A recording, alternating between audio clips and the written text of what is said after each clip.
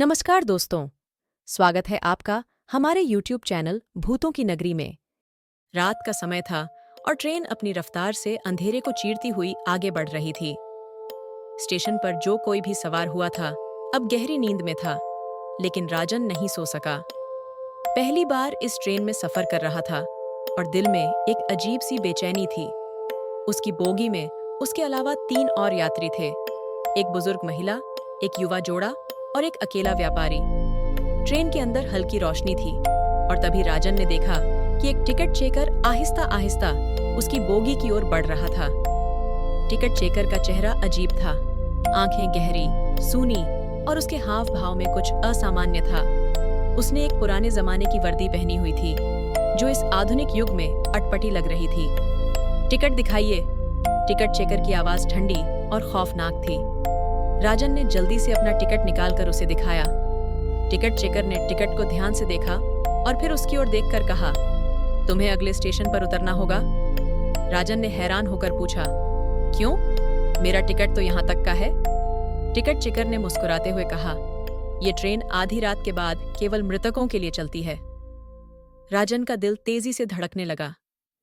वह समझ नहीं पा रहा था कि क्या करे। उसने अपने आसपास के लोगों को जगाने की कोशिश की, लेकिन कोई नहीं जागा। बुजुर्ग महिला की सांसें भारी थीं, युवा जोड़ा गहरी नींद में था और व्यापारी की हालत जैसे बेहोश हो। ट्रेन की रफ्तार बढ़ती जा रही थी और राजन का दिल और तेज धड़कने लगा।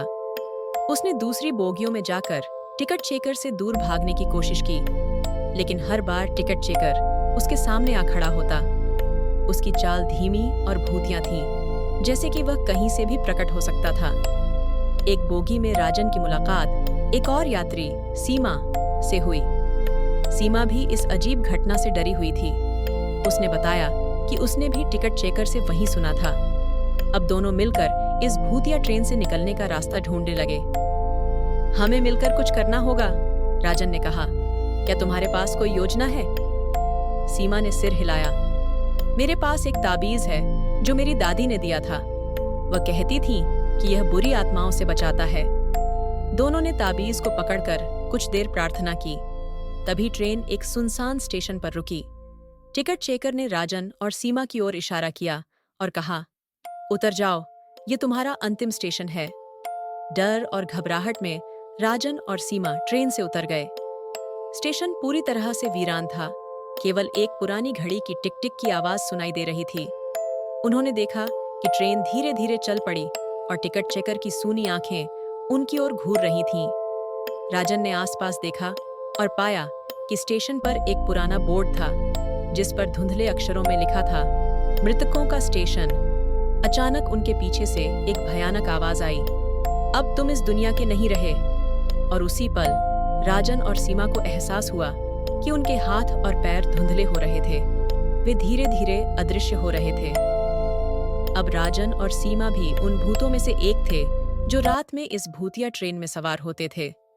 टिकट चेकर अब भी अंधेरे में यात्रियों के टिकट चेक करता है और जो उसकी सच्चाई जान लेता है, वह भी हमेशा के लिए इस भूतिया ट्रेन का हिस्सा बन जाता है।